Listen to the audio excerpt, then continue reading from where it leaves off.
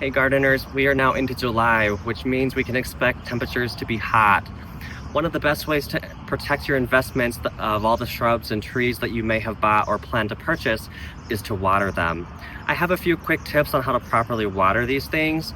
The first one being just keep the hose at the base of the plant, right around the trunk or the stalk of whatever the plant is. This ensures that the water gets to the root system and it'll keep them cool and healthy, and it'll absorb that moisture much faster.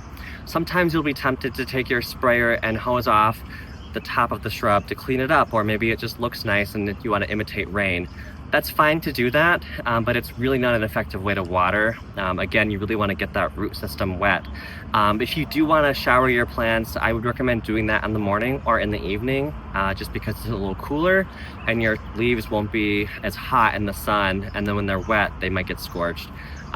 So again, just water at the base of the plant. That's the most effective way. If you have a large grove of trees or just a big area you're trying to cover, turn your hose onto a trickle, lay it down, set a timer for 20, 30 minutes, maybe 45 minutes, depending on what it is. Evergreens are water hogs, especially the first few years of planting. They need a lot of water to get good root establishment and get acclimated to where you've planted them. Another really great option would be a drip line. We do sell some drip irrigation systems. You just screw it into your spigot and wind it around your garden where you need.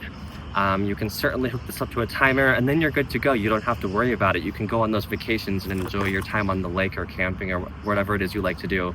So stop on in. We have a lot of different accessories for your watering needs. We're happy to help you.